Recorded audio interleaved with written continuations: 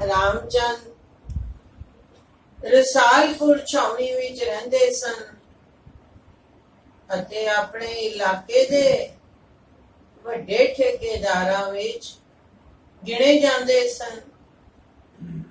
ਆਪ ਨੇ ਸ੍ਰੀ ਸਤਿਗੁਰ ਸਾਧੂ ਰਾਮ ਜੀ ਤੋਂ ਨਾਮ ਦੀ ਦਾਤ ਪ੍ਰਾਪਤ ਕੀਤੀ ਹੋਈ ਸੀ। ਉਹ ਸ੍ਰੀ ਸਤਿਗੁਰ ਭਗਵਾਨ ਦਾਸ ਜੀ ਦੇ ਬਾਲ ਸਖਾ ਵੀ ਸਨ। ਉਹ ਨਾਮ ਵਿੱਚ ਇਤਨੇ ਲੀਨ ਰਹਿੰਦੇ ਸਨ ਕਿ ਕਿਸੇ ਵੇਲੇ ਤਾਂ ਉਹਨਾਂ ਨੂੰ ਸੁੱਧ ਹੀ ਨਹੀਂ ਰਹਿੰਦੀ ਸੀ। ਗੁਰਬਾਣੀ ਦਾ ਕੀਰਤਨ ਸੁਣਨ ਦੇ ਅਭਿਲਾਸ਼ੀ ਰਹਿੰਦੇ ਸਨ। ਉਹ ਨੇਮ ਅਨੁਸਾਰ ਅੰਮ੍ਰਿਤ ਵੇਲੇ ਉੱਠ ਕੇ ਇਸ਼ਨਾਨ ਤੋਂ ਉਪਰੰਤ ਨਾਮ ਸਿਮਰਨ ਤੇ ਬੈਠ ਜਾਂਦੇ ਸਨ ਅਤੇ ਆਸਾ ਦੀ ਵਾਰ ਦਾ ਕੀਰਤਨ ਗ੍ਰਾਮੋਫੋਨ ਤੇ ਰਿਕਾਰਡ ਲਾ ਕੇ ਸੁਣ ਲੈਂਦੇ ਸਨ। ਉਹਨਾਂ ਨੂੰ ਮਨੁੱਖਤਾ ਨਾਲ ਬਹੁਤ ਪਿਆਰ ਸੀ। ਉਹਨਾਂ ਪਰ ਜੋ ਵੀ ਲੋੜਵੰਦ ਜਾਂਦਾ, ਭਾਵੇਂ ਉਹ ਕਿਸੇ ਵੀ ਮਜ਼ਹਬ ਦਾ ਹੁੰਦਾ, ਉਸ ਨੂੰ ਦਿਲ ਖੋਲ ਕੇ ਦਾਨ ਦਿੰਦੇ ਸਨ। ਉਹ ਆਖਿਆ ਕਰਦੇ ਸਨ, ਇਹ ਖਜ਼ਾਨਾ ਤਾਂ ਸ੍ਰੀ ਸਤਿਗੁਰ ਸੰਗਤਾਂ ਸਾਹਿਬ ਜੀ ਦਾ ਹੈ। ਮੈਂ ਤਾਂ ਉਹਨਾਂ ਦਾ ਇੱਕ ਤੁਛ ਕਰਿੰਦਾ ਹੀ ਹਾਂ। ਉਹ ਪ੍ਰੇਰਨਾ ਕਰਦੇ ਹਨ ਅਤੇ ਮੈਂ ਦਿੰਦਾ ਜਾਂਦਾ ਹਾਂ। ਇੱਕ ਵਾਰੀ ਸ੍ਰੀ ਸਤਿਗੁਰ ਭਗਵਾਨ ਦਾਸ ਜੀ ਕੈਮਲਪੁਰ ਤੋਂ ਸਹਿਤ ਸੇਵਕਾਂ ਦੇ ਮੋਟਰ ਦੁਆਰਾ ਮਰਦਾਨ ਜਾ ਰਹੇ ਸਨ ਅਤੇ ਰਾਏ ਸਾਹਿਬ ਰਾਮਚੰਦ ਦੋ ਅਫਸਰਾਂ ਨਾਲ ਰਸਾਲਪੁਰ ਤੋਂ ਨੁਸ਼ਹਿਰੇ ਜਾ ਰਹੇ ਸਨ। ਰਾਹ ਵਿੱਚ ਪੈਟਰੋਲ ਪੰਪ ਤੇ ਖੜੇ ਸ੍ਰੀ ਸਤਿਗੁਰ ਭਗਵਾਨ ਦਾਸ ਜੀ ਦੇ ਦਰਸ਼ਨ ਹੋਏ। ਰਾਏ ਸਾਹਿਬ ਮੋਟਰ ਪੈਟਰੋਲ ਪੰਪ ਤੇ ਲੈ ਆਏ। ਰਾਏ ਸਾਹਿਬ ਨੇ ਮੋਟਰ ਵਿੱਚੋਂ ਉਤਰ ਕੇ ਸਤਿਗੁਰਾਂ ਦਾ ਸਤਿਕਾਰ ਕਰਦਿਆਂ ਲੇਟ ਕੇ ਡੰਡੋਤ ਕੀਤੀ। ਉੱਠਿਆ ਤੇ ਰਾਜ਼ੀ ਖੁਸ਼ੀ ਪੁੱਛੀ, ਇਸ ਤਰ੍ਹਾਂ ਡੰਡੋਤ ਕਰਨ ਨਾਲ ਰਾਏ ਸਾਹਿਬ ਦੇ ਕੀਮਤੀ ਸੂਟ ਤੇ ਮਿੱਟੀ ਵੀ ਲੱਗ ਗਈ। ਰਾਏ ਸਾਹਿਬ ਨਾਲ ਮੋਟਰ ਵਿੱਚ ਆ ਰਹੇ ਅਫਸਰਾਂ, ਜਿਨ੍ਹਾਂ ਵਿੱਚ ਇੱਕ ਗੈਰੀਸਨ ਇੰਜੀਨੀਅਰ ਸੀ, ਇਹ ਨਜ਼ਾਰਾ ਵੇਖ ਕੇ ਹੈਰਾਨ ਸਨ। ਇਹ ਵੇਖ ਕੇ ਉਸ ਗੈਰੀਸਨ ਇੰਜੀਨੀਅਰ ਨੇ ਪੁੱਛਿਆ, ਇਹ ਕੌਣ ਹਨ? ਰਾਏ ਸਾਹਿਬ ਨੇ ਉਸ ਨੂੰ ਦੱਸਿਆ, ਇਹ ਮੇਰੇ ਗॉड, ਇਹ ਮੇਰੇ ਸਤਿਗੁਰ ਜੀ ਹਨ। ਇਹ ਸੁਣ ਕੇ ਉਸਨੇ ਵੀ ਟੋਪ ਉਤਾਰ ਕੇ ਸਤਿਗੁਰਾਂ ਦਾ ਸਤਿਕਾਰ ਕੀਤਾ। ਫਿਰ ਉਹ ਦੋਵੇਂ ਕਾਰਾਂ ਆਪਣੀ ਆਪਣੀ ਮੰਜ਼ਿਲ ਵੱਲ ਤੁਰ ਪਈਆਂ। ਹਰ ਸਾਲ ਦੀ ਤਰ੍ਹਾਂ ਰਾਏ ਸਾਹਿਬ ਰਾਮਚੰਦ ਸ੍ਰੀ ਸਤਿਗੁਰ ਸੰਗਤਾਂ ਸਾਹਿਬ ਜੀ ਦੇ ਪ੍ਰਕਾਸ਼ ਉਤਸਵ ਦੇ ਕੈਮਲਪੁਰ ਆਏ ਅਤੇ ਸਤਿਗੁਰਾਂ ਦੇ ਚਰਨਾਂ ਤੇ ਮੱਥਾ ਟੇਕ ਕੇ ਬੈਠ ਗਏ। ਉਸ ਸਮੇਂ ਭਾਈ ਸੇਵਾ ਰਾਮ ਨਾਰੰਗ ਸਤਿਗੁਰਾਂ ਦੇ ਹਜ਼ੂਰ ਕੀਰਤਨ ਕਰ ਰਹੇ ਸਨ ਅਤੇ ਸ਼ਬਦ ਇਹ ਪੜ ਰਹੇ ਸਨ, राम गुसैया जी के जीवना मोह न बिसारो, मैं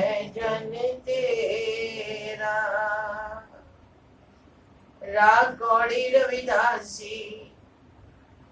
मेरी संगत पोच सोच दिन राती, मेरा कर्म कुटिलता जन्म कुवाती। राम गुसैया जी के जीवना, मोह न बिसारो मैं जन तेरा। मेरी हरो विपत जन करो सुपाई, चरण न छाड़ो शरीर कल जाई। कहो रविदास परो तेरी सभा, बेग मिलो जन करना बिलांबा। राय साहिब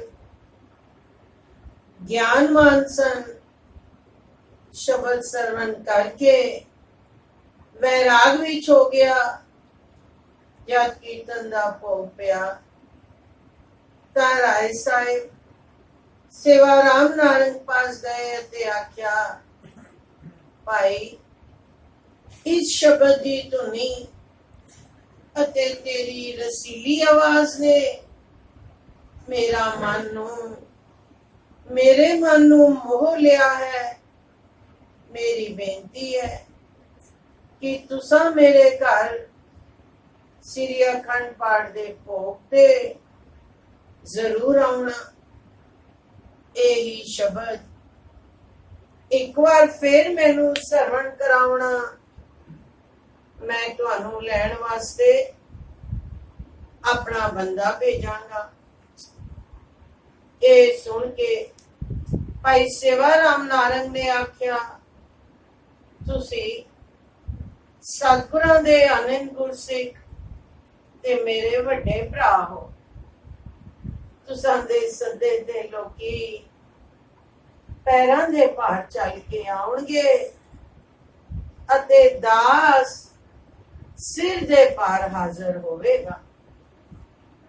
राय साहिब ने सुन के सेवा राम नारंग नू अपने गले नाल ला लिया। जद राय साहिब ने अखंड पाठ रखाया तां उन्होंने अपने एक बंदे नू सेवा राम नारंग नू लैण लई भेजिया अते आप ओ श्री सतगुर भगवान दास जी नू रसालपुर ले जाण वास्ते कैमलपुर आए। रसालपुर पहुंचकर राती आराम किया। सवेरे श्री अखंड पाठ साहब की समाप्ति तो बाद सेवा राम नारंग ने कीर्तन किया। राम गुसैया जी के जीवना, मोह न बिसारो मैं जन तेरा। बहुत आनंद आया ते राय साहिब मस्ताना हो गया। जब कीर्तन का भोग पिया तां राय साहिब ने संगत विच खड़े होके आई संगत का धन्यवाद किया ते आख्या, जेड़ा अज दर्शन मेला हो गया है, अगले साल इस तारीख नू मैं नहीं होना। राय साहब दी माता माई हीरो यही सुन के पहला नाराज हो गई अते फिर उदास होके पूछया, रामचंद ऐ की आख रहा है? रामचंद ने अपनी माता जी ने कहा, जिस तरह सतगुरु जी ने बुलाया है मैं वो ही बोल देता है। आउंदे साल चढ़ाई तो एक दिन पहला अपने पुत्र फकीर चंद नू राय साहिब ने बुलाया अते कहा, कल दिन दे 12 बजे मैं इस शरीर नू त्याग देना है। यही सतगुरां दी रजा है। ਪਿਤਾ ਦੇ ਬਚਨ ਸੁਣ ਕਰ ਉਸਨੇ ਅਖੰਡ ਪਾਠ ਰਖਵਾ ਦਿੱਤਾ ਅਤੇ ਆਪਣੇ ਮੁਨਸ਼ੀ ਨੂੰ ਸੁਨੇਹਾ ਦੇ ਕੇ ਸਾਹਿਬਾਂ ਪਾਸ ਭੇਜ ਦਿੱਤਾ। ਸਾਰੀ ਗੱਲ ਅਰਜ਼ ਲਿਖ ਕੇ ਸਾਹਿਬਾਂ ਨੂੰ ਖਬਰ ਦੇ ਦਿੱਤੀ ਅਤੇ ਦਰਸ਼ਨ ਦੇਣ ਲਈ ਬੇਨਤੀ ਕੀਤੀ। ਰਾਏ ਸਾਹਿਬ ਨੂੰ ਜਦ ਅਖੰਡ ਪਾਠ ਦੇ ਰੱਖਣ ਦਾ ਪਤਾ ਲੱਗਾ ਤਾਂ ਉਹਨਾਂ ਕਿਹਾ, ਹੁਣ ਮੈਂ ਪਰਸੋਂ 8 ਵਜੇ ਸਰੀਰ ਛੱਡਾਂਗਾ। ਤੁਸੀਂ ਪਰਸੋਂ ਸਵੇਰੇ 7 ਵਜੇ ਭੋਗ ਪਾ ਦੇਣਾ। ਸ੍ਰੀ ਸਤਿਗੁਰੂ ਭਗਵਾਨ ਦਾਸ ਜੀ ਕੈਮਲਪੁਰ ਤੋਂ ਚੱਲ ਕੇ ਸ਼ਾਮ ਦੇ 6 ਵਜੇ ਰਸਾਲਪੁਰ ਪਹੁੰਚ ਗਏ। ਜਦ ਰਾਤ ਦੇ 9 ਵਜੇ ਤਾਂ ਰਾਏ ਸਾਹਿਬ ਸਤਿਗੁਰਾਂ ਨੂੰ ਆਪਣੇ ਕਮਰੇ ਅੰਦਰ ਲੈ ਗਏ। ਵਹੀਆਂ ਅਤੇ ਤਿਜੋਰੀ ਦੀਆਂ ਚਾਬੀਆਂ ਸਾਹਿਬਾਂ ਅੱਗੇ ਰੱਖ ਦਿੱਤੀਆਂ ਅਤੇ ਬੇਨਤੀ ਕੀਤੀ, ਸੱਚੇ ਪਾਤਸ਼ਾਹ ਜੀਓ, ਇਹ ਖਜ਼ਾਨਾ ਜੋ ਆਪਨੇ ਮੈਨੂੰ ਬਖਸ਼ਿਆ ਸੀ, ਹੁਣ ਉਸ ਤੋਂ ਆਪ ਹੀ ਸੰਭਾਲਣ ਦੀ ਕਿਰਪਾ ਕਰੋ ਜੀ। ਸਾਹਿਬਾਂ ਨੇ ਫਕੀਰ ਚੰਦ ਨੂੰ ਬੁਲਾ ਕੇ ਚਾਬੀਆਂ ਅਤੇ ਵਹੀਆਂ ਆਦਿ ਉਸ ਦੀ ਝੋਲੀ ਵਿੱਚ ਪਾ ਦਿੱਤੀਆਂ। ਸਵੇਰੇ ਅਖੰਡ ਪਾਠ ਸਾਹਿਬ ਦੇ ਭੋਗ ਤੋਂ ਪਹਿਲਾਂ ਹੀ ਇੱਕ ਲਾਰੀ, ਇੱਕ ਬੱਸ ਸੰਗਤਾਂ ਦੀ ਭਰੀ ਹੋਈ ਕੈਮਲਪੁਰ ਤੋਂ ਰਸਾਲਪੁਰ ਪੁੱਜ ਚੁੱਕੀ ਸੀ। ਜਦ ਸ੍ਰੀ ਅਖੰਡ ਪਾਠ ਸਾਹਿਬ ਦਾ ਭੋਗ ਪਿਆ ਤਾਂ ਰਾਏ ਸਾਹਿਬ ਬੇਗਲ ਹੋ ਚੁੱਕੇ ਸਨ। ਫੇਰ ਵੀ ਇਹ ਲੇਟ ਕੇ ਸ੍ਰੀ ਗੁਰੂ ਗ੍ਰੰਥ ਸਾਹਿਬ ਜੀ ਨੂੰ ਚਵਰ ਕਰਦੇ ਨੇ। ਭੋਗ ਤੋਂ ਬਾਅਦ ਆਖਣ ਲੱਗੇ, ਹੁਣ ਮੈਨੂੰ ਗੋਲ ਕਮਰੇ ਵਿੱਚ ਲੈ ਚਲੋ। ਫਕੀਰ ਚੰਦ ਰਾਏ ਸਾਹਿਬ ਨੂੰ ਉਠਾ ਕੇ ਗੋਲ ਕਮਰੇ ਵਿੱਚ ਲੈ ਗਿਆ। ਸ੍ਰੀ ਸਤਿਗੁਰੂ ਭਗਵਾਨ ਦਾਸ ਜੀ ਵੀ ਸਹਿਤ ਨਿਕਟਵਰਤੀ ਸੇਵਕਾਂ ਦੇ ਉੱਥੇ ਆ ਗਏ ਅਤੇ ਉਹਨਾਂ ਬਚਨ ਕੀਤਾ, ਰਾਮਚੰਦਾ, ਜੇ ਤੇਰੀ ਮਰਜ਼ੀ ਹੋਵੇ ਤਾਂ ਅਰਦਾਸ ਕਰੀਏ ਕਿ ਸ੍ਰੀ ਸਤਿਗੁਰ ਸੰਗਤ ਸਾਹਿਬ ਜੀ ਤੇਰੇ ਤੇ ਕਿਰਪਾ ਕਰਨ ਅਤੇ ਤੂੰ ਕੁਝ ਸਮਾਂ ਹੋਰ ਸਾਡੇ ਪਾਸ ਹੀ ਰਹੇ। ਰਾਏ ਸਾਹਿਬ ਨੇ ਬੇਨਤੀ ਕੀਤੀ, ਸਾਹਿਬ ਜੀਓ, ਸਤਿਗੁਰੂ ਸਦਾ ਆਪਣੇ ਸਿੱਖ ਦਾ ਭਲਾ ਚਾਹੁੰਦੇ ਹਨ। ਹੁਣ ਮੇਰੇ ਨਾਮ ਦਾਤੇ ਸ੍ਰੀ ਸਤਿਗੁਰ ਸਾਧੂ ਰਾਮ ਜੀ ਮੈਨੂੰ ਆਪਣੇ ਚਰਨਾਂ ਵਿੱਚ ਸੱਦ ਰਹੇ ਹਨ। ਤੁਸੀਂ ਮੈਨੂੰ ਆਪਣੇ ਹੱਥੀ ਟੋਰਨ ਦੀ ਕਿਰਪਾ ਕਰੋ ਜੀ। ਰਾਏ ਸਾਹਿਬ ਨੇ ਬੇਨਤੀ ਕੀਤੀ, ਸਾਹਿਬ ਜੀਓ, ਸਤਿਗੁਰੂ ਸਦਾ ਆਪਣੇ ਸਿੱਖ ਦਾ ਭਲਾ ਚਾਹੁੰਦੇ ਹਨ।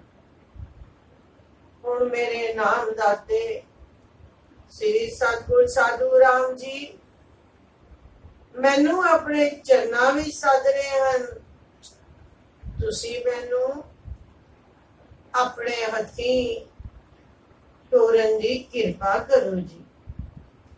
ਸ੍ਰੀ ਸਤਿਗੁਰ ਬਾਲਕ ਸਿੰਘ ਜੀ, ਸ੍ਰੀ ਸਤਿਗੁਰ ਸੰਗਤ ਸਾਹਿਬ ਜੀ, ਸ੍ਰੀ ਸਤਿਗੁਰ ਨਾਰਾਇਣ ਦਾਸ ਸਾਹਿਬ ਜੀ ਦੀ ਵੀ ਇਹੋ ਖੁਸ਼ੀ ਪ੍ਰਤੀਤ ਹੁੰਦੀ ਹੈ ਅਤੇ ਮੈਨੂੰ ਲੈਣ ਲਈ ਸਾਰੇ ਆਪ ਖੜੇ ਹਨ। ਫਿਰ ਉਸੇ ਸਤਿਗੁਰਾਂ ਦੇ ਚਰਨਾਂ ਦੇ ਜੋੜੇ ਨੂੰ ਮੰਗ ਕੇ ਮੱਥੇ ਨਾਲ ਲਾਇਆ ਤਾਂ ਉਹਨਾਂ ਦੀ ਆਤਮਾ ਪਰਮਾਤਮਾ ਵਿੱਚ ਲੀਨ ਹੋ ਗਈ। ਉਸਨੇ ਸਤਿਗੁਰਾਂ ਦੇ ਚਰਨਾਂ ਦੇ ਜੋੜੇ ਨੂੰ ਮੰਗ ਕੇ ਮੱਥੇ ਨਾਲ ਲਾਇਆ ਤਾਂ ਉਹਨਾਂ ਦੀ ਆਤਮਾ ਪਰਮਾਤਮਾ ਵਿੱਚ ਲੀਨ ਹੋ ਗਈ।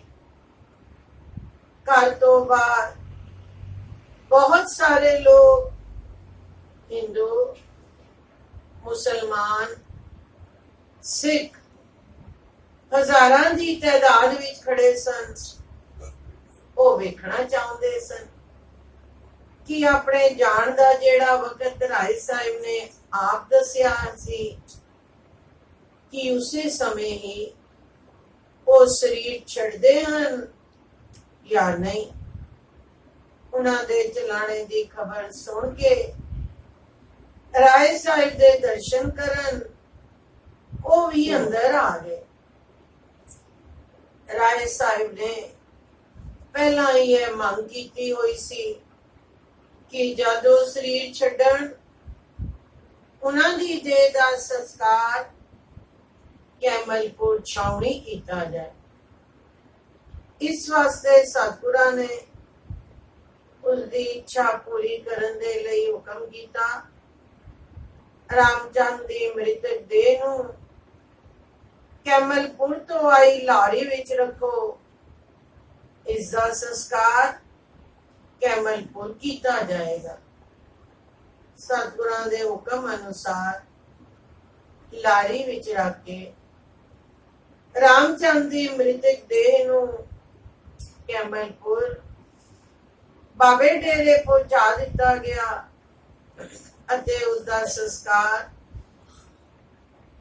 ਜਿੱਥੇ ਸ੍ਰੀ ਸਤਿਗੁਰ ਸਾਧੂ ਰਾਮ ਜੀ ਦੀ ਸਮਾਧੀ ਹੈ ਉਸ ਦੇ ਨਿਕਟ ਹੀ ਚਿਤਾ ਤਿਆਰ ਕਰਵਾ ਕੇ ਕਰ ਦਿੱਤਾ ਗਿਆ ਅਤੇ ਉਸ ਦੀ ਵਿਭੂਤੀ ਚੌਥੇ ਦਿਨ ਬਰੋਠੇ ਸਾਹਿਬ ਜਲ ਭਰਵਾਈ ਗਈ। ਉਠਾਲਾ ਇਹਨਾਂ ਦੇ ਪੁੱਤਰ ਫਕੀਰ ਚੰਦ ਨੇ ਰਸਾਲਪੁਰ ਆਪਣੇ ਗ੍ਰਹਿ ਵਿਖੇ ਹੀ ਕੀਤਾ।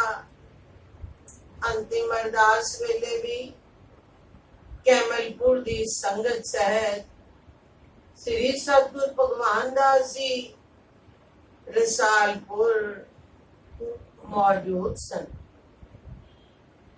ਸਤਿਗੁਰਾਂ ਦੇ ਹੁਕਮ ਅਨੁਸਾਰ ਲਾਰੀ ਵਿੱਚ ਰੱਖ ਕੇ ਰਾਮਚੰਦ ਦੀ ਮ੍ਰਿਤਕ ਦੇਹ ਨੂੰ ਕੈਮਲਪੁਰ ਬਾਬੇ ਡੇਰੇ ਪਹੁੰਚਾ ਦਿੱਤਾ ਗਿਆ ਅਤੇ ਉਸ ਦਾ ਸੰਸਕਾਰ ਜਿੱਥੇ ਸ੍ਰੀ ਸਤਿਗੁਰ ਸਾਧੂ ਰਾਮ ਜੀ ਦੀ ਸਮਾਧੀ ਹੈ ਉਸ ਦੇ ਨਿਕਟ ਹੀ ਚਿਤਾ ਤਿਆਰ ਕਰਵਾ ਕੇ ਕਰ ਦਿੱਤਾ ਗਿਆ ਅਤੇ ਉਸ ਦੀ ਵਿਭੂਤੀ ਚੌਥੇ ਦਿਨ ਰੋਠੇ ਸਾਹਿਬ ਜਲ ਪ੍ਰਵਾਹੀ ਗਈ। ਉਠਾਲਾ ਇਹਨਾਂ ਦੇ ਪੁੱਤਰ ਫਕੀਰ ਚੰਦ ਨੇ ਰਸਾਲਪੁਰ ਆਪਣੇ ਗ੍ਰਹਿ ਵਿਖੇ ਹੀ ਕੀਤਾ। ਅੰਤਿਮ ਅਰਦਾਸ ਵੇਲੇ ਵੀ ਕੈਮਲਪੁਰ ਦੀ ਸੰਗਤ ਸਹਿਤ ਸ੍ਰੀ ਸਤਿਗੁਰ ਭਗਵਾਨ ਦਾਸ ਜੀ ਰਸਾਲਪੁਰ ਮੌਜੂਦ ਸਨ। ਸਖੀ ਪੂਰੀ ਤਾਰਿਆ ਜਾਨ ਲਿਆ ਬਿਮਾਰ ਜਿਨੀ ਦਰਸ਼ਨ ਪਾਇਆ ਜਿਨੀ ਤੁਧ ਨੂੰ ਤਨ ਕਿਆ ਤਿਨ ਜਮ ਨੇੜੇ ਨਾ ਆਇਆ। ਸਾਖੀ ਭਾਈ ਪ੍ਰਭੂ ਦਿਆਲ ਡੰਗ ਦੀ ਨਜ਼ਰ ਮੋੜ ਆਉਣ ਦੀ। ਭਾਈ ਪ੍ਰਭੂ ਦਿਆਲ ਜਿਹੜੇ ਭਗਤ ਸ੍ਰੀ ਚੰਦ, ਕਰਮ ਚੰਦ, ਸਾਈਂ ਦਾਸ, ਤੇ ਵਜ਼ੀਰ ਚੰਦ ਦੇ ਪਿਤਾ ਸਨ ਦੀਆਂ ਅੱਖੀਆਂ ਖਰਾਬ ਹੋ ਗਈਆਂ ਅਤੇ ਇਸ ਕਾਰਨ ਉਹਨਾਂ ਨੂੰ ਬਹੁਤ ਘੱਟ ਨਜ਼ਰ ਆਉਣ ਲੱਗਾ। ਉਹਨਾਂ ਨੇ ਮਨੇਰੀ ਪਿੰਡ ਵਿੱਚ ਇਲਾਜ ਕਰਵਾਇਆ ਪਰ ਨਜ਼ਰ ਠੀਕ ਨਾ ਹੋਈ। ਅਖੀਰ ਵਿੱਚ ਭਾਈ ਪ੍ਰਭੂ ਦਿਆਲ ਨੇ ਘਰ ਵਾਲਿਆਂ ਨੂੰ ਕਿਹਾ, ਤੁਸੀਂ ਮੈਨੂੰ ਸ੍ਰੀ ਸਤਿਗੁਰ ਭਗਵਾਨ ਦਾਸ ਜੀ ਦੀ ਹਜ਼ੂਰੀ ਵਿੱਚ ਲੈ ਚੱਲੋ। ਮੈਂ ਸਾਹਿਬਾਂ ਤੋਂ ਆਪਣੀ ਨਜ਼ਰ ਦੀ ਵਾਪਸੀ ਲਈ ਬਖਸ਼ਿਸ਼ ਤੇ ਮਿਹਰ ਦੀ ਮੰਗ ਕਰਾਂਗਾ। ਭਗਤ ਸ੍ਰੀ ਚੰਦ ਤੇ ਸਾਈਂ ਦਾਸ ਨੇ ਆਪਣੇ ਪਿਤਾ ਭਾਈ ਪ੍ਰਭੂ ਦਿਆਲ ਨੂੰ ਕੈਮਲਪੁਰ ਸ੍ਰੀ ਸਤਿਗੁਰ ਭਗਵਾਨ ਦਾਸ ਜੀ ਦੇ ਚਰਨਾਂ ਵਿੱਚ ਲੈ ਆਂਦਾ। ਭਾਈ ਪ੍ਰਭੂ ਦਿਆਲ ਨੇ ਸਤਿਗੁਰਾਂ ਦੇ ਚਰਨਾਂ ਤੇ ਸੀਸ ਨਿਵਾ ਕੇ ਅਰਜ਼ ਕੀਤੀ, ਸੱਚੇ ਪਾਤਸ਼ਾਹ ਜੀਓ, ਦਾਸ ਆਪ ਜੀ ਦਾ ਆਸਰਾ ਲੈ ਕੇ ਚਰਨਾਂ ਵਿੱਚ ਹਾਜ਼ਰ ਹੋਇਆ ਹੈ, ਆਪ ਬਖਸ਼ਿਸ਼ ਕਰੋ। ਆਪਣਾ ਮੇਰ ਭਰਿਆ ਹੱਥ ਦਾਸ ਦੇ ਸਿਰ ਤੇ ਰੱਖੋ ਅਤੇ ਮੇਰੀ ਨਜ਼ਰ ਮੈਨੂੰ ਮੋੜ ਦੇਣ ਦੀ ਕਿਰਪਾ ਕਰੋ। ਸਾਹਿਬ ਉਸ ਦੀ ਇਹੋ ਜਿਹੀ ਜੋਦੜੀ ਸੁਣ ਕੇ ਮੁਸਕਰਾਏ ਅਤੇ ਫਰਮਾਇਆ, ਅੰਮ੍ਰਿਤ ਵੇਲੇ ਉੱਠ ਕੇ ਸਿਮਰਨ ਕੀਤਾ ਕਰੋ। ਵਰਤਨ ਕਰਨ ਤੋਂ ਬਾਅਦ ਕਾਲੀਆਂ ਮਿਰਚਾਂ ਦੇ ਕੋਈ ਦਾਣੇ ਚਬਾ ਕੇ ਦੁੱਧ ਵਿੱਚ 2 ਚਮਚ ਦੇਸੀ ਘਿਓ ਪਾ ਕੇ 40 ਦਿਨ ਪੀਓ। ਸਤਿਗੁਰ ਸੰਤਾ ਸਾਹਿਬ ਜੀ ਭਲੇ ਕਰਨਗੇ।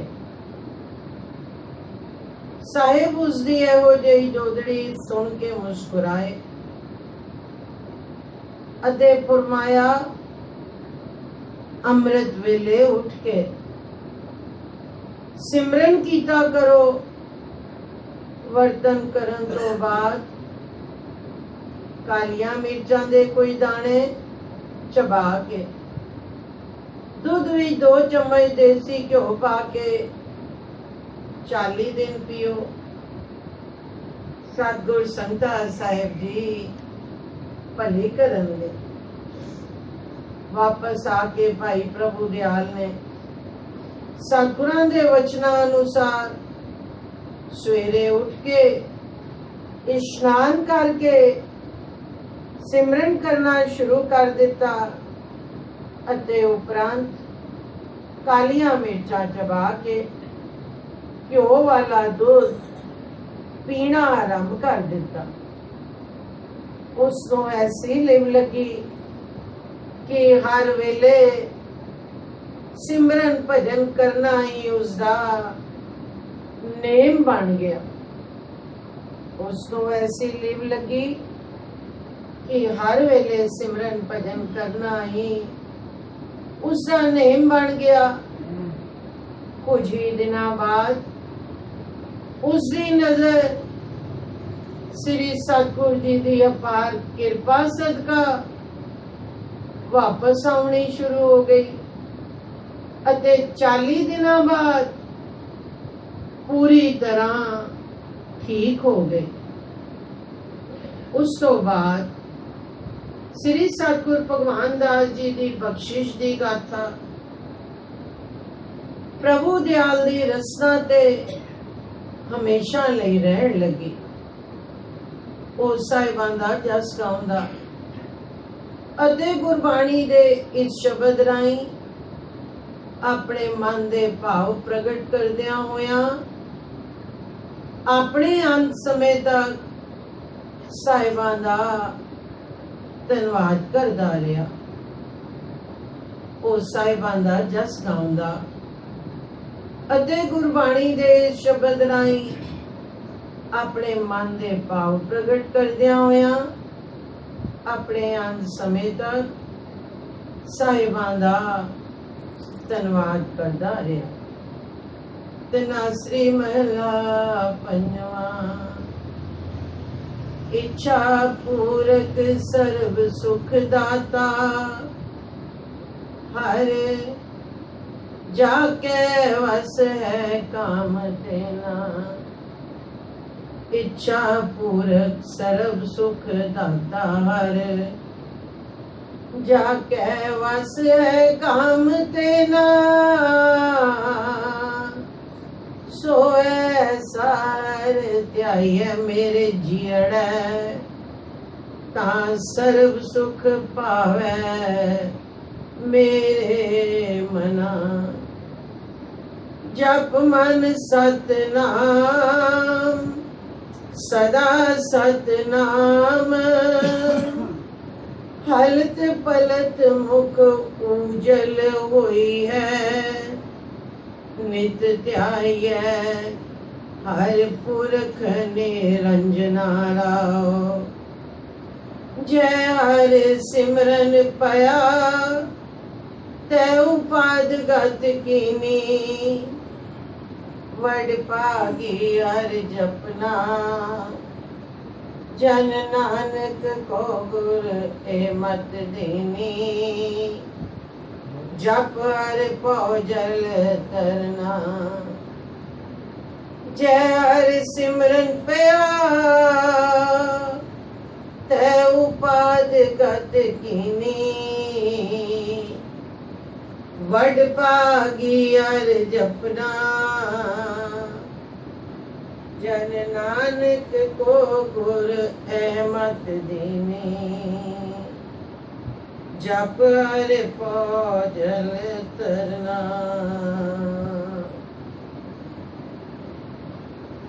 जप हर पौ जल तरना।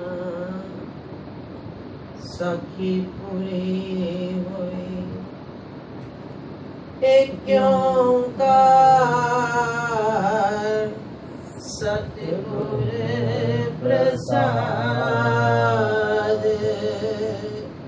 धन धन जी सतगुरु बालक सिंह साहिब, सचे पातशाह जी। धन धन जी सतगुरु संगता साहिब, सचे पातशाह जी। सखी भाई ठाकर दास नारंग दी। भाई ठाकर दास कैमलपुर रहंदा सी। वो भाई सुंदरू दा भतीजा सी, जेड़ा कि श्री सतगुरु जी दे घर दा आनंद सेवक सी। उसने श्री सतगुरु संगता साहिब जी दे दर्शन भी कीते हुए सन। संगत विच बजुर्ग होने दे कारण यह चाचा सुंदरू करके प्रसिद्ध सी। भाई सुंदरू दे 3 होर भी भतीजे सन अते ठाकर दास दे भरा ते जिन्हां दे नां प्रेमदास, प्रभ दयाल अते संत राम सन। वो भी कैमलपुरी रहंदे सन। सतगुरु नारायण दास साहिब जी दे वक्त तो ये अपने भतीजे ठाकर दास नाल रहिंदा सी। एक दिन ठाकर दास दा किसी नाल झगड़ा हो गया अते झगड़ा करन वाले नूं चोट आ गई। उसने थाने जाके ठाकर दास के खिलाफ रिपोर्ट लिखवा दी। थानेदार ने सिपाही भेज के ठाकर दास नूं थाने सद लिया अते उसदे विरुद्ध लिखवाई रिपोर्ट बारे दसदियां कहा, इसका कहना है कि तू इसको जानो मारना चाहता सी, रब सबबी ही ये बच गया है, पर इसू चोट बहुत आई है। फिर थानेदार ने ठाकरदास की गल सुने बगैर ही उसू हवालात विच बंद कर दिता। अगले दिन जदों ठाकरदास नूं मैजिस्ट्रेट के सामने पेश किया गया तां उसने ठाकरदास नूं जमानत ते छड़ दिता। मुकदमा चलता रहा।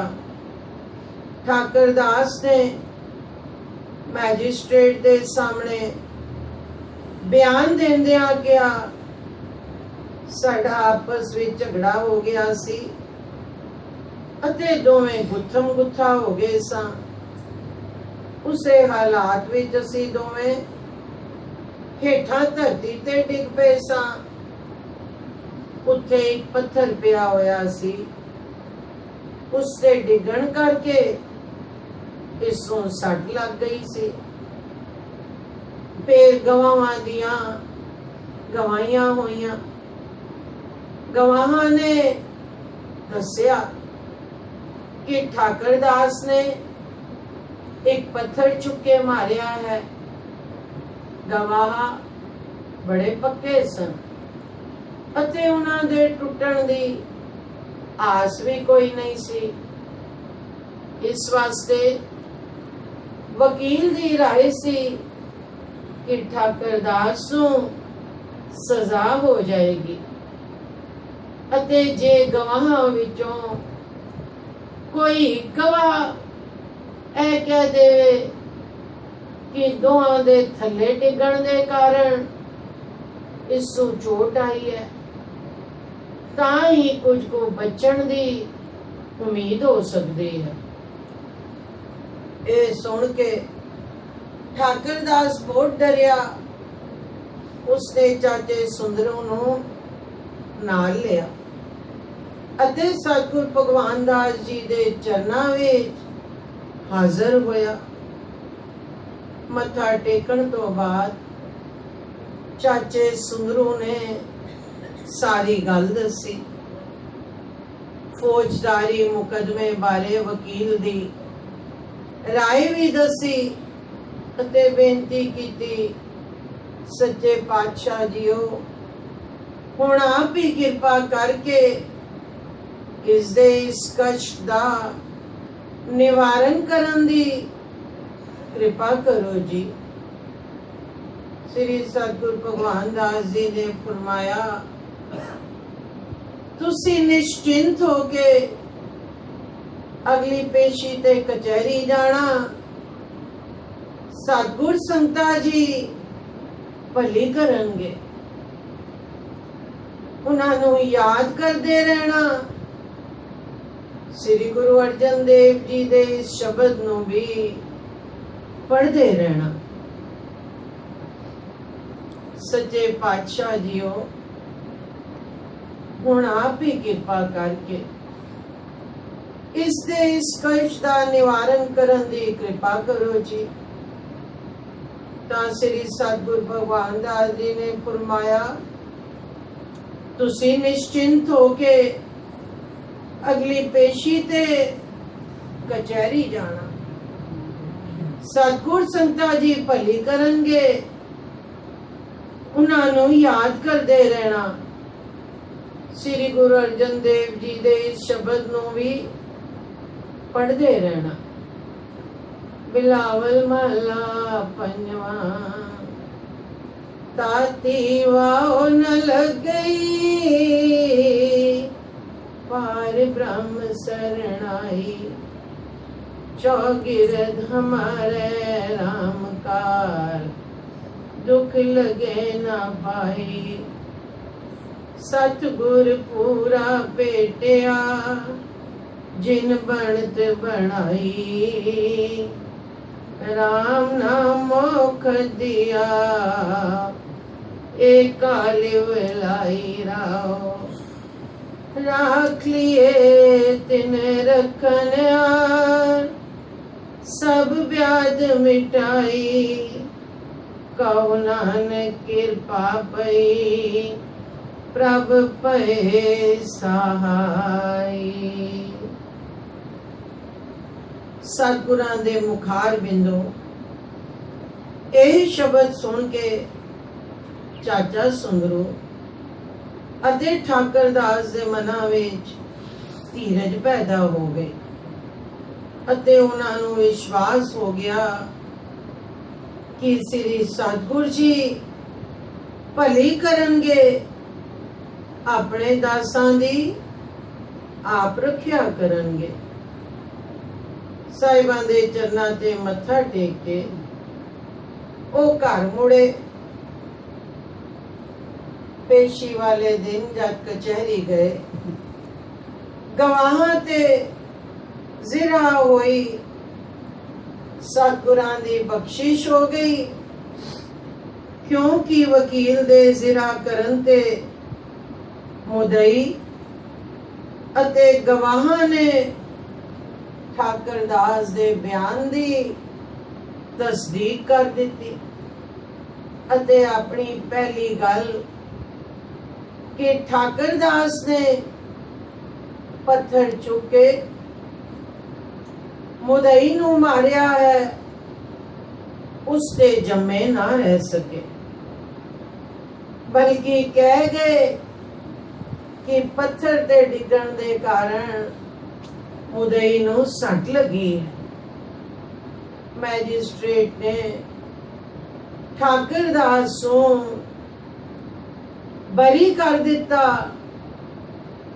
जितनी देर ठाकर दास दा वकील गवाहां ते जिरा करदा रहा, उतनी देर चाचा सुंदरू अते ठाकर दास श्री सतगुर भगवान दास जी दा ध्यान करके ताती वाओ न लग गई, ताती वाओ न लग गई, ताती वाओ न लग गई, ताती वाओ न लग गई।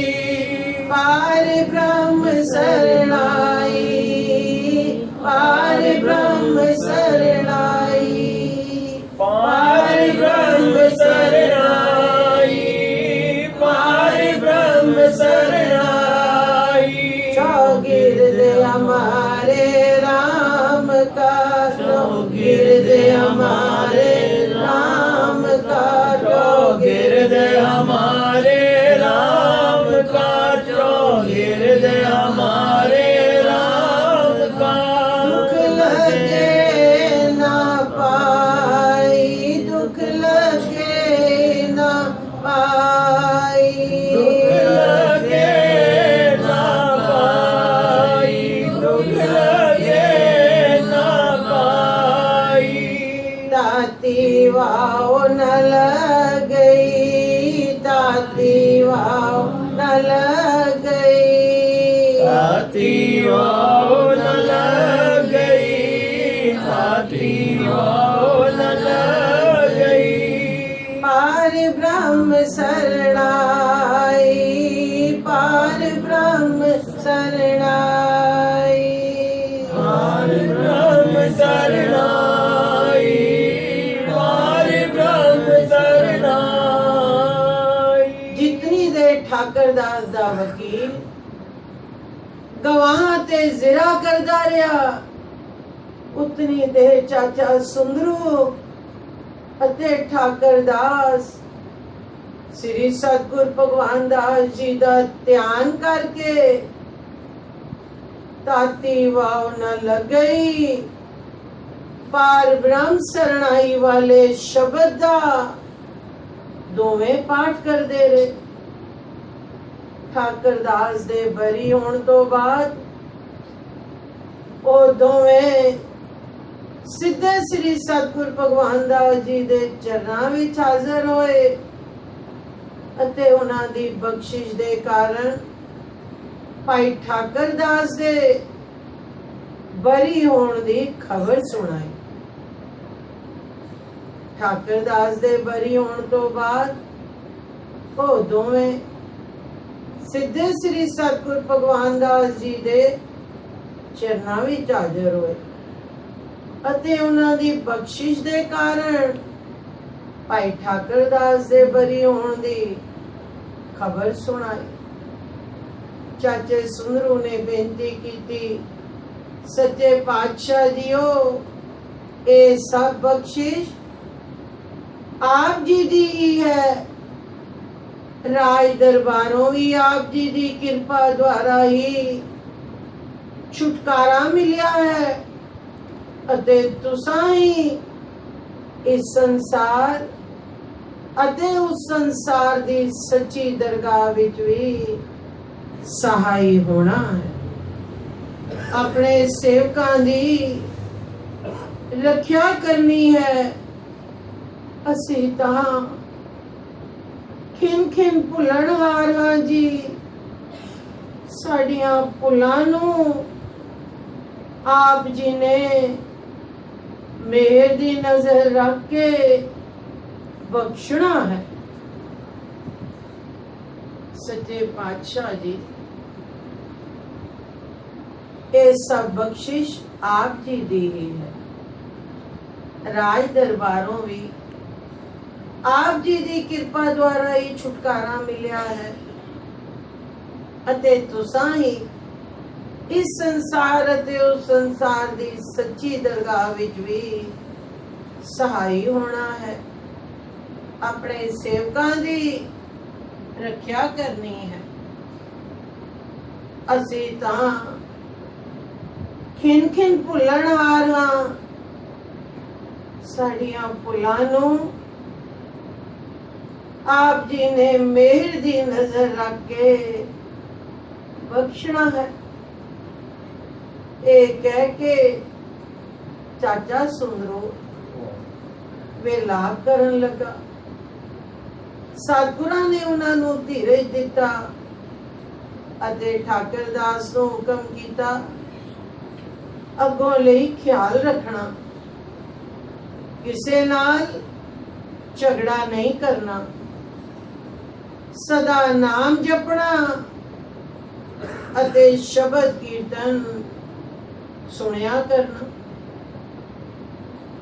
ਸਤਿਗੁਰਾਂ ਨੇ ਉਹਨਾਂ ਨੂੰ ਧੀਰਜ ਦਿੱਤਾ ਅਤੇ ਠਾਕਰ ਦਾਸ ਨੂੰ ਹੁਕਮ ਕੀਤਾ, ਅੱਗੋਂ ਲਈ ਖਿਆਲ ਰੱਖਣਾ, ਕਿਸੇ ਨਾਲ ਝਗੜਾ ਨਹੀਂ ਕਰਨਾ, ਸਦਾ ਨਾਮ ਜਪਣਾ ਅਤੇ ਸ਼ਬਦ ਕੀਰਤਨ ਸੁਣਿਆ ਕਰਨਾ। ਸਤਿਗੁਰਾਂ ਦੇ ਇਹ ਉਪਦੇਸ਼ ਸੁਣ ਕੇ ਚਾਚਾ ਸੁੰਦਰੂ ਅਤੇ ਠਾਕਰ ਦਾਸ ਨੇ ਸਤ ਵਚਨ ਕਹਿ ਕੇ ਸਤਿਗੁਰਾਂ ਦੇ ਚਰਨਾਂ ਤੇ ਮੱਥਾ ਟੇਕਿਆ ਤੇ ਉਹਨਾਂ ਤੋਂ ਆਗਿਆ ਲੈ ਕੇ ਆਪਣੇ ਘਰ ਤੁਰ ਪਏ। ਧੰਨ ਧੰਨ ਸਤਿਗੁਰੂ ਭਗਵਾਨ ਦਾਸ ਸਾਹਿਬ ਆਪ ਜੀ ਦੀ ਸਦਾਈ ਜੈ। ਸਤਿਗੁਰਾਂ ਦੇ ਇਹ ਉਪਦੇਸ਼ ਸੁਣ ਕੇ ਚਾਚਾ ਸੁੰਦਰੂ ਅਤੇ ਠਾਕਰ ਦਾਸ ਨੇ ਸਤ ਵਚਨ ਕਹਿ ਕੇ ਸਤਿਗੁਰਾਂ ਦੇ ਚਰਨਾਂ ਤੇ ਮੱਥਾ ਟੇਕਿਆ ਅਤੇ ਉਹਨਾਂ ਤੋਂ ਆਗਿਆ ਲੈ ਕੇ ਆਪਣੇ ਘਰ ਤੁਰ ਪਏ। ਸਾਖੀ ਪੂਰੀ ਹੋਈ ਏਕ ਓੰਕਾਰ ਸਤਿਗੁਰ ਪ੍ਰਸਾਦ ਤਾਰਿਆ ਜਾਨ ਲਿਆ ਵਿਮਾਨ ਜਿਨੀ ਦਰਸ਼ਨ ਪਾਇਆ ਜਿਨੀ ਤੁਧ ਨੋ ਤਨ ਗਿਆ ਤਿਨ ਜਮ ਦੇ ਨਾ ਆਇਆ। ਸਾਖੀ ਸਿੱਧਗੀ ਸਿੱਖ ਭਾਈ ਹਰਨਾਮ ਸਿੰਘ ਅਤੇ ਸਤਿਗੁਰਾਂ ਦੀ ਗਊ ਦੀ। ਭਾਈ ਹਰਨਾਮ ਸਿੰਘ ਸੋਟੇ ਵਾਲਾ ਜ਼ਿਲ੍ਹਾ ਮਰਦਾਨ ਸ੍ਰੀ ਸਤਿਗੁਰ ਭਗਵਾਨ ਦਾਸ ਜੀ ਦੇ ਸਿੱਧਕੀ ਸਿੱਖਾਂ ਵਿੱਚੋਂ ਇੱਕ ਪ੍ਰਮੁੱਖ ਸਿੱਖ ਸੀ। ਉਸਨੇ ਆਪਣਾ ਤਨ, ਮਨ ਅਤੇ ਧਨ ਸਤਿਗੁਰਾਂ ਦੇ ਅਰਪਣ ਕੀਤਾ ਹੋਇਆ ਸੀ। ਜੇਕਰ ਭਾਈ ਹਰਨਾਮ ਸਿੰਘ ਨੂੰ ਪਰਉਪਕਾਰੀ ਲਿਖਿਆ ਜਾਏ ਤਾਂ ਠੀਕ ਹੋਵੇਗਾ, ਕਿਉਂਕਿ ਇਹ ਗੁਰਸਿੱਖ ਭੁੱਲੇ ਸਿੱਖਾਂ ਨੂੰ ਸਤਿਗੁਰਾਂ ਤੋਂ ਨਾਮ ਦੁਆਇਆ ਕਰਦਾ ਸੀ ਅਤੇ ਉਹਨਾਂ ਦੇ 84 ਦੇ ਗੇੜ ਕਟਵਾਉਂਦਾ ਸੀ। ਇਸ ਗੁਰਸਿੱਖ ਦਾ ਇਹ ਕੰਮ ਸੀ ਕਿ ਹਰ ਪੂਰਨਮਾਸ਼ੀ ਨੂੰ ਆਪ ਕੈਮਲਪੁਰ ਆਉਂਦਾ ਸੀ ਅਤੇ ਬਹੁਤ ਸਾਰੀਆਂ ਸੰਗਤਾਂ ਨੂੰ ਨਾਲ ਵੀ ਲਿਆਉਂਦਾ ਸੀ। ਉਹਨਾਂ ਦਾ ਕਿਰਾਇਆ ਭਾੜਾ ਵੀ ਕਈ ਵਾਰੀ ਇਹ ਆਪਣੇ ਕੋਲੋਂ ਹੀ ਖਰਚਦਾ ਸੀ। ਆਪ ਸਤਿਗੁਰਾਂ ਦੇ ਦਰਸ਼ਨ ਕਰਦਾ, ਸੰਗਤਾਂ ਵੀ ਸਤਿਗੁਰਾਂ ਦੇ ਦਰਸ਼ਨ ਕਰਦੀਆਂ, ਦਰਬਾਰ ਵਿੱਚ ਬਿਰਾਜਦੀਆਂ ਤੇ ਸਤਿਗੁਰਾਂ ਦੇ ਬਚਨ ਬਿਲਾਸ ਸੁਣ ਕੇ ਨਿਹਾਲ ਹੁੰਦੀਆਂ। ਜਿਨ੍ਹਾਂ ਗੁਰਸਿੱਖਾਂ ਨੇ ਨਾਮ ਦੀ ਬਖਸ਼ਿਸ਼ ਪ੍ਰਾਪਤ ਨਹੀਂ ਸੀ ਕੀਤੀ ਹੁੰਦੀ, ਭਾਈ ਹਰਨਾਮ ਸਿੰਘ ਆਪ ਸਤਿਗੁਰਾਂ ਨੂੰ ਬੇਨਤੀ ਕਰਕੇ ਉਹਨਾਂ ਨੂੰ ਨਾਮਦਾਨ ਦਵਾਉਂਦਾ ਸੀ। ਸਿੱਖਾਂ ਸੇਵਕਾਂ ਦਾ ਭਲਾ ਕਰਨਾ ਇਸਨੇ ਆਪਣਾ ਫਰਜ਼ ਸਮਝਿਆ ਹੋਇਆ ਸੀ। ਇੱਕ ਵਾਰੀ ਇਸਨੇ ਸਤਿਗੁਰਾਂ ਦੇ ਡੇਰੇ ਤੇ ਇੱਕ ਗਊ ਬੱਧੀ ਹੋਈ ਵੇਖੀ। ਗਊ ਸੁੱਕੀ ਹੋਈ ਸੀ। ਭਾਈ ਹਰਨਾਮ ਸਿੰਘ ਨੇ ਸਤਿਗੁਰਾਂ ਨੂੰ ਬੇਨਤੀ ਕੀਤੀ, ਦਾਤਿਆ, ਜੇਕਰ ਆਪ ਜੀ ਦੀ ਆਗਿਆ ਹੋਵੇ ਤਾਂ ਮੈਂ ਇਸ ਸੁੱਕੀ ਗਊ ਨੂੰ ਮਰਦਾਨ ਲੈ ਜਾਵਾਂ, ਕਿਉਂਕਿ ਉੱਥੇ ਘਾਹ ਪੱਠਾ ਬਹੁਤ ਹੈ, ਇਸ ਲਈ ਇਹ ਉੱਥੇ ਚੰਗੀ ਹੋ ਜਾਏਗੀ। ਉਸ ਦੀ ਬੇਨਤੀ ਸੁਣ ਕੇ ਸਤਿਗੁਰਾਂ ਨੇ ਫਰਮਾਇਆ, ਹਰਨਾਮ ਸਿੰਘ, ਤੈਨੂੰ ਕਿਉਂ ਤਕਲੀਫ ਦੇਵਾਂ? ਇਹ ਗਊ ਦੁੱਧ ਦੇਣ ਵਾਲੀ ਨਹੀਂ ਹੈ। ਭਾਈ ਹਰਨਾਮ ਸਿੰਘ ਨੇ ਦੁਬਾਰਾ ਬੇਨਤੀ ਕੀਤੀ, ਸੱਚੇ ਪਾਤਸ਼ਾਹ ਜੀਓ, ਦਾਸ ਨੂੰ ਇਸ ਗੱਲ ਦਾ ਪਤਾ ਹੈ। ਦਾਸ ਤਾਂ ਇਸ ਦੀ ਚੰਗੀ ਸੇਵਾ ਤੇ ਸੰਭਾਲ ਲਈ ਬੇਨਤੀ ਕਰ ਰਿਹਾ ਹੈ। ਉੱਥੇ ਇਹ ਚੰਗੀ ਸਿਹਤ ਵਾਲੀ ਹੋ ਜਾਏਗੀ। ਸਤਿਗੁਰਾਂ ਨੇ ਭਾਈ ਹਰਨਾਮ ਸਿੰਘ ਦੀ ਬੇਨਤੀ ਪ੍ਰਵਾਨ ਕਰਦਿਆਂ ਹੋਇਆ ਆਖਿਆ, ਅੱਛਾ ਭਾਈ, ਜਿਵੇਂ ਤੇਰੀ ਰਾਜ਼ੀ। ਫਿਰ ਭਾਈ ਹਰਨਾਮ ਸਿੰਘ ਸਤਿਗੁਰਾਂ ਤੋਂ ਆਗਿਆ ਲੈ ਕੇ ਮਰਦਾਨ ਚਲਾ ਗਿਆ। ਮਰਦਾਨ ਪੁੱਜ ਕੇ ਉਸਨੇ ਆਪਣੇ ਇੱਕ ਮੁਜ਼ਾਰੇ ਅਬਾਸ ਖਾਨ ਨੂੰ ਬੁਲਾ ਕੇ ਸਤਿਗੁਰਾਂ ਵੱਲ ਲਿਖੀ ਹੋਈ ਇੱਕ ਚਿੱਠੀ ਉਸ ਨੂੰ ਦਿੱਤੀ ਅਤੇ ਕਿਹਾ, ਅਬਾਸ ਖਾਨ, ਤੂੰ ਕੈਮਲਪੁਰ ਚਲਾ ਜਾ। ਇਹ ਚਿੱਠੀ ਮੇਰੇ ਸਤਿਗੁਰਾਂ ਨੂੰ ਜਾ ਕੇ ਦੇਵੀਂ, ਉਹ ਤੈਨੂੰ ਇੱਕ ਗਊ ਦੇਣਗੇ, ਤੂੰ ਉਸ ਨੂੰ ਇੱਥੇ ਲੈ ਆਵੀਂ। ਜੀ ਬਹੁਤ ਅੱਛਾ ਕਹਿ ਕੇ ਅਬਾਸ ਖਾਨ ਨੇ ਚਿੱਠੀ ਲੈ ਲਈ। ਅਗਲੇ ਦਿਨ ਅਬਾਸ ਖਾਨ ਕੈਮਲਪੁਰ ਸਾਹਿਬਾਂ ਦੇ ਡੇਰੇ ਤੇ ਪੁੱਜਾ।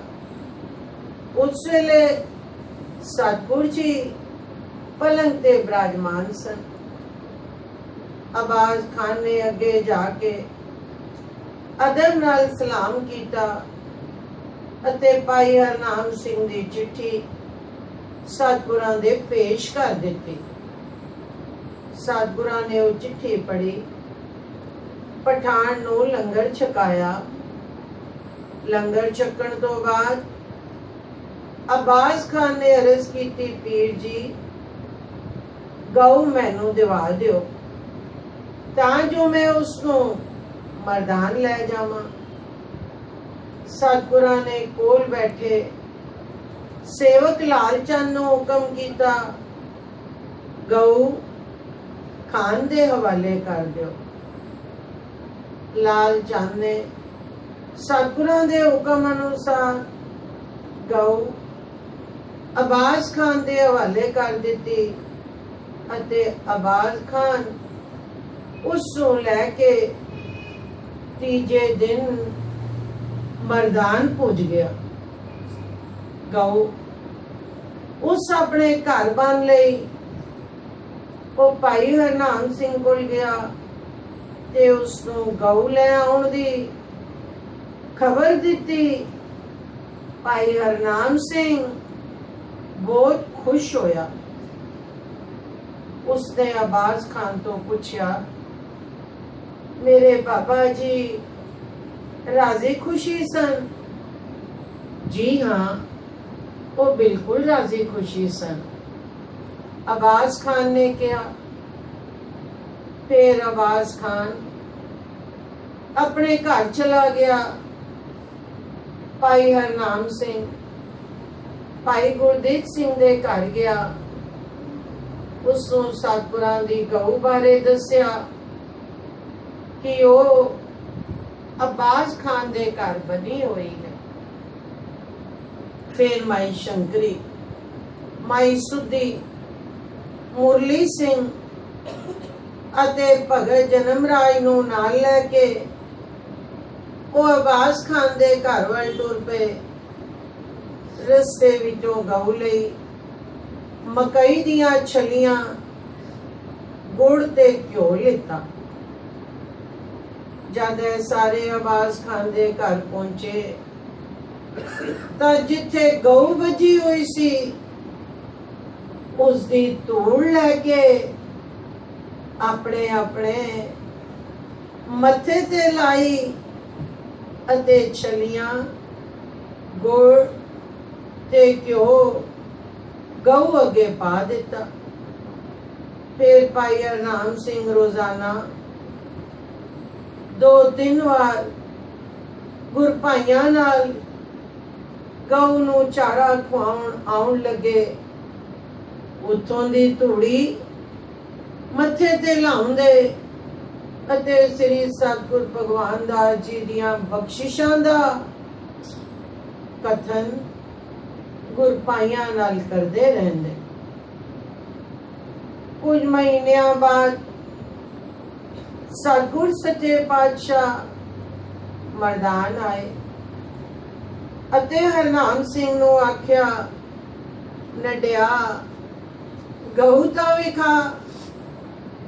ਤਾਂ ਭਾਈ ਹਰਨਾਮ ਸਿੰਘ ਤੇ ਕੁਝ ਹੋਰ ਲਾਡਲੇ ਸੇ ਸਤਿਗੁਰਾਂ ਨਾਲ ਅਬਾਸ ਖਾਨ ਦੇ ਘਰ ਗਏ। ਸਾਹਿਬਾਂ ਨੇ ਵੇਖਿਆ ਕਿ ਗਊ ਕਿੱਲੇ ਤੇ ਵੱਜੀ ਹੋਈ ਸੀ।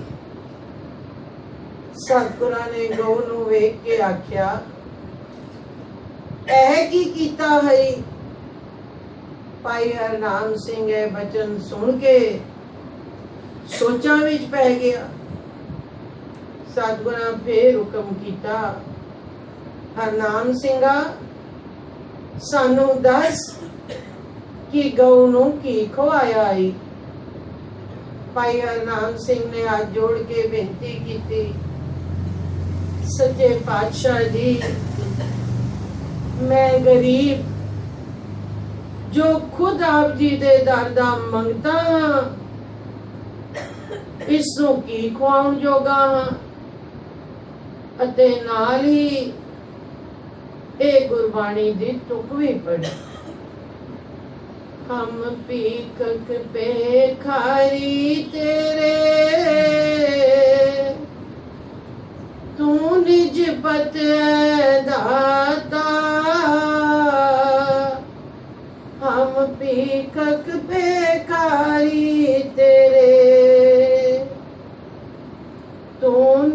पत है दाता।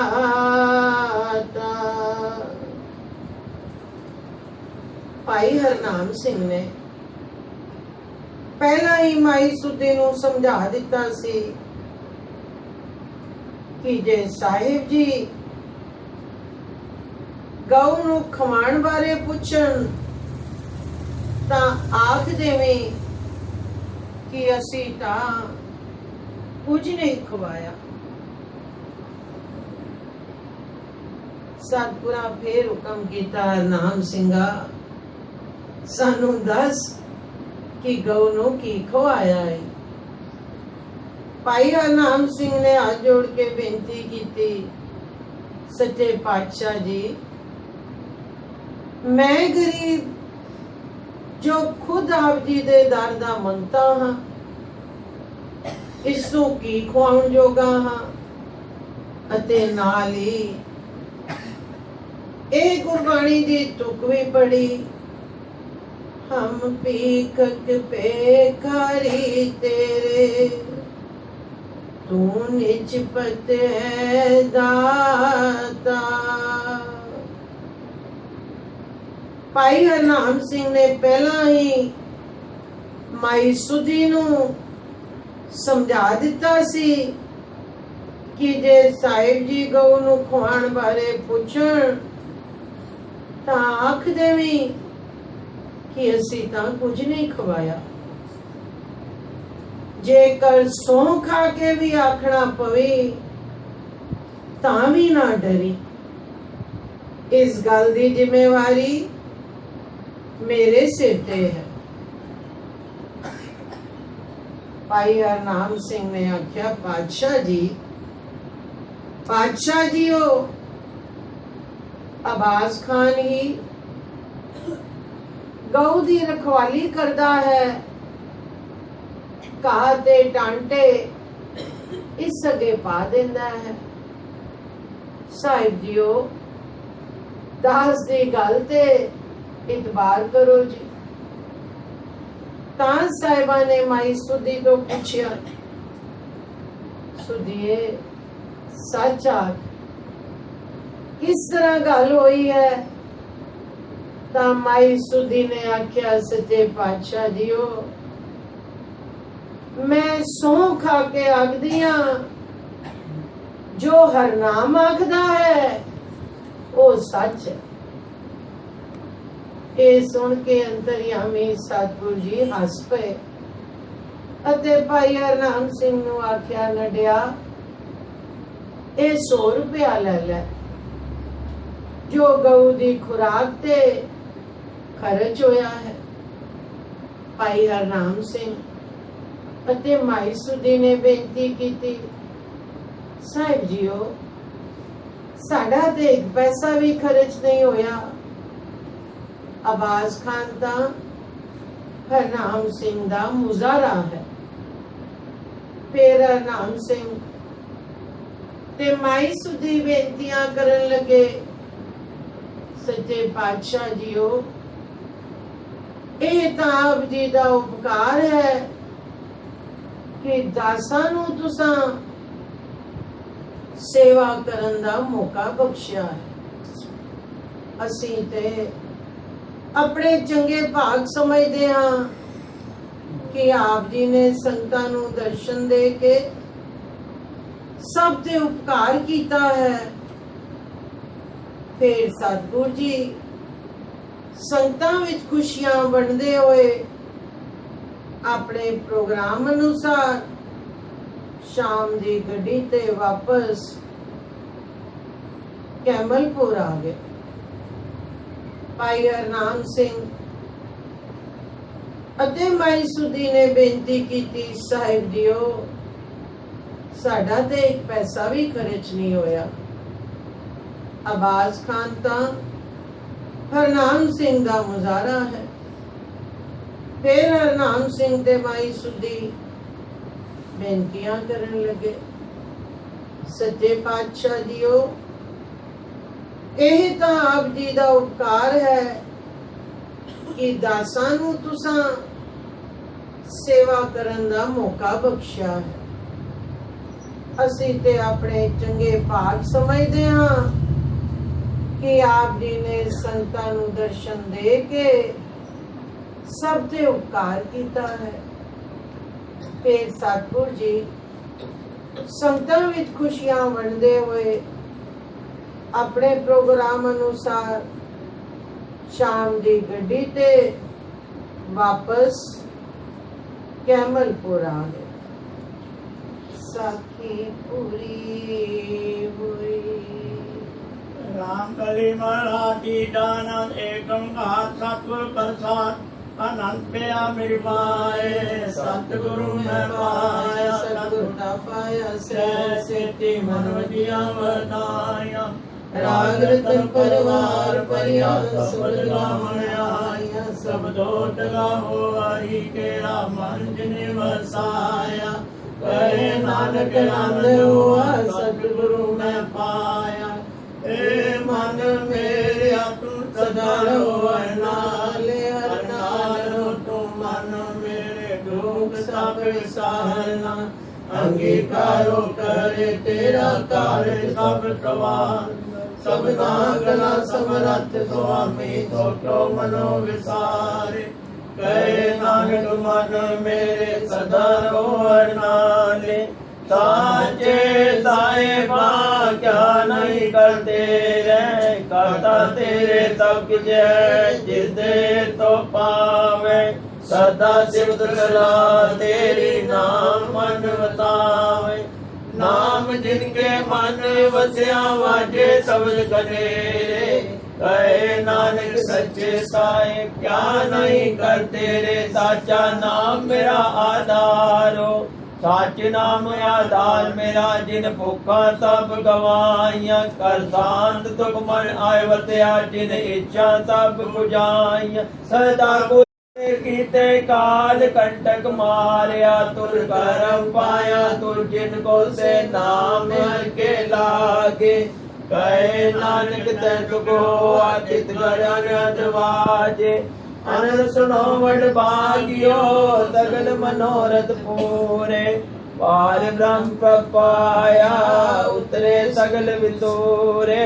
दुख रोग संताप उतरे तुणी तच्ची बाणी संत दाजन पए तरसे पूरे गुरते जान सुनते पुनित कहते पवित्र सतगुर रहा पर पूरे बिनवंत नानक गुर चरण लागे बाजे अनहद तुरे तलो पवन गुरु पानी पिता माता तत मात दिवत रात दोय दाई दाया केला सगल जगत चंगियाइया बुरे आइया वाचा धर्म दूर करमी आपो अपनी के नेड़े कै दूर जिन्नी नाम ते आया गए मत काल नानक दे मुख उजले केती छुट्टी नाले।